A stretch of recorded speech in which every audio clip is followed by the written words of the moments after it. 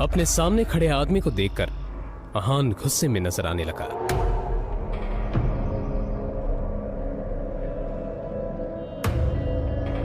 Mister Vikram, आप यहां पर क्या कर रहे हैं? यंग मास्टर, मैं आपको लेने के लिए आया हूं। देखिए, मैं आपके साथ बहस तो नहीं कर सकता। मैं भी आपके पिताजी का एक नौकर ही हूं। पर हाँ, उन्होंने जो काम बोला है वो तो मुझे करना ही होगा। सीधे पॉइंट पर आइए। पहेलियां बुझाना मुझे पसंद नहीं है। तो मैं आपसे ये कहने के लिए यहाँ आया हूँ कि आपके पिताजी आदित्य रायजादा ये चाहते हैं कि आप आकर उनका बिजनेस संभालें। वो इस एशिया का सबसे बड़ा एम्पायर आपको सौंपना चाहते हैं। और आपको लगा कि मैं उनकी बात मान लूंगा? मैं तो उनका नाजायज बेटा हूं। तो फिर ये सब मुझे क्यों देना चाह रहे हो?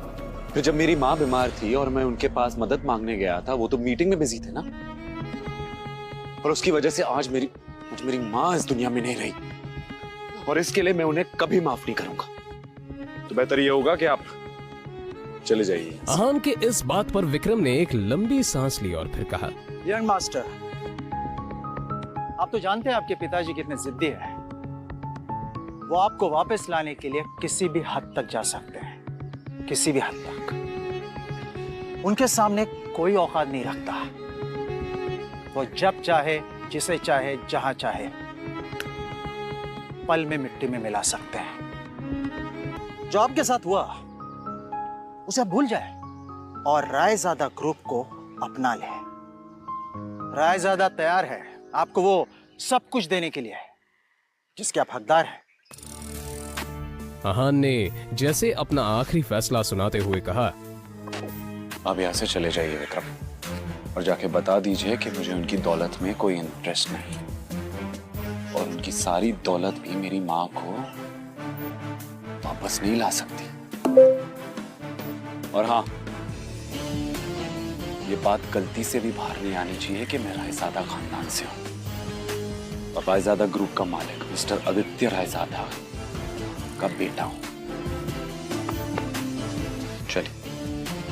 विक्रम उसे जाता हुआ देखता रहा और फिर अपना मोबाइल निकालकर आदित्य रायजादा का नंबर डायल किया। दूसरी तरफ से आवाज आई, मुझे वो किसी हालत में चाहिए। उसके लिए जो भी रास्ता अपनाना है अपनाओ। मुझे अहान हर हालत में चाहिए।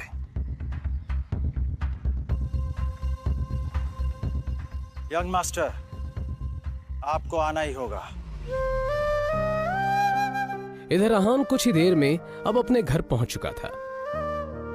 लगी घड़ी में देखा तो शाम के 7 बज चुके थे। अपने आसपास देखते हुए उसने कहा, तभी अचानक ही अहान का मोबाइल बज उठा। उसने स्क्रीन पर देखा तो यामिनी जी का फोन था। फोन उठाते ही दूसरी तरफ से आवाज आई, कहाँ थे तुम? हाँ, तुम्हें पता है ना, तुम्हारी वजह से मेरी सहेलियों के सामने मेरी कितनी बेइज्जती हुई है।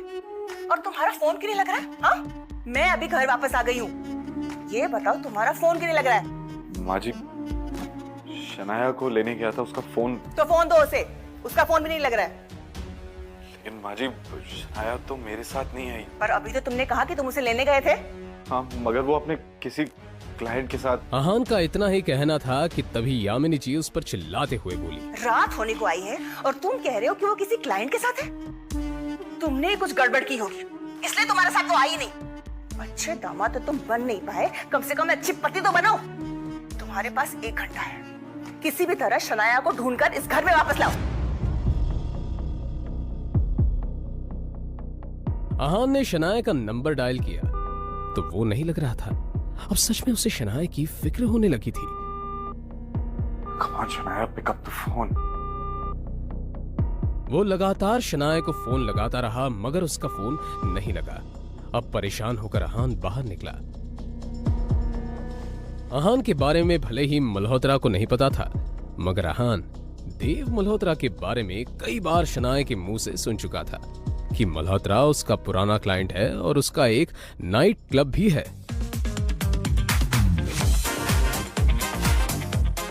अंदर बेहद ही शोर शराबा था और लोग शराब पीकर नाच रहे थे। अहान ने चारों तरफ देखा पर कहीं भी उसे शनाया नजर नहीं आई।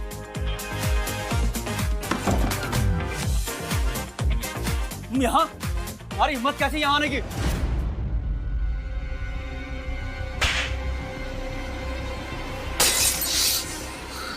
मिस्टर देव मल्होत्रा, मैं शनाया का पति हूं।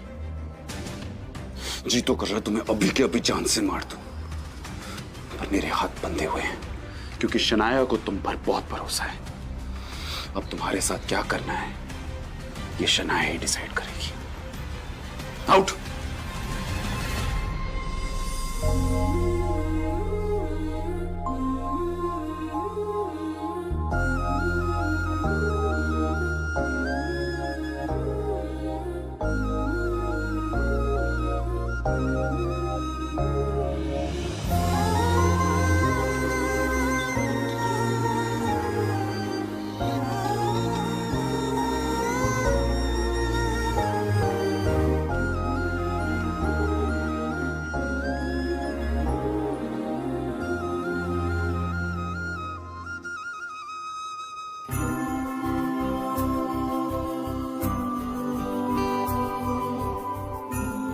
मुझे पता है हमारा एक साथ सोना आपको पसंद नहीं,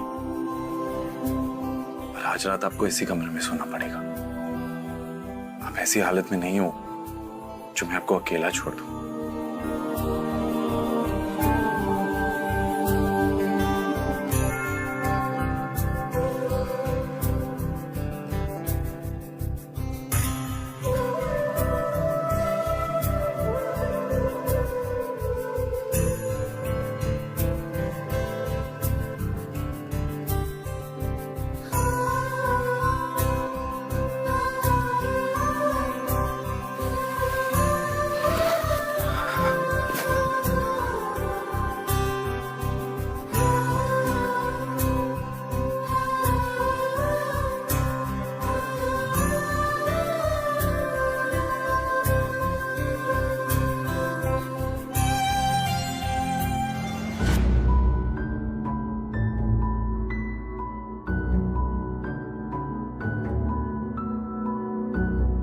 आपकी हिम्मत कैसे हुई मुझे अपने साथ सुलाने की? कैसे आई मैं यहाँ? कैसे आई हूँ मैं यहाँ? नहीं, एक सेकंड, आपको पता है ना कि मेरा कमरा अलग है, फिर भी आपने अपने बिस्तर पर अपने साथ मुझे सुलाने की हिम्मत की कैसे? नहीं, क्यों किया आपने ऐसा? क्यों? शनाया, तुम कल रात को नशे में थी और मल्होत्रा से बचाकर मैं आपको यहाँ लाया, और आपको इस हालत में देखकर आपको अकेला छोड़ना मैंने सही नहीं समझा, बस इसलिए।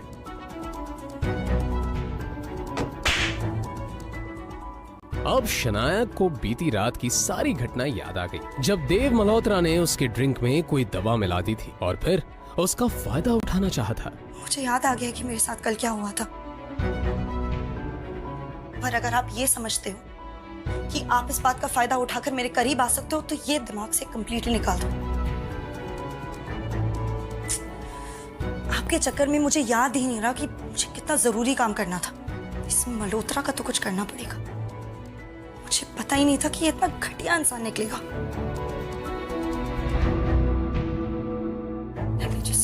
कहते हुए शनाया ने अपना लैपटॉप खोला और ईमेल चेक करने लगी, तभी उसे सामने जो दिखा उससे शनाया एकदम से शॉक्ड हो गई। वो हैरानी से ईमेल पढ़ते हुए बोली, ये कैसे हो सकता है? इस ऑफिसर ने मेरे ड्रीम प्रोजेक्ट को अप्रूव करने से मना कर दिया।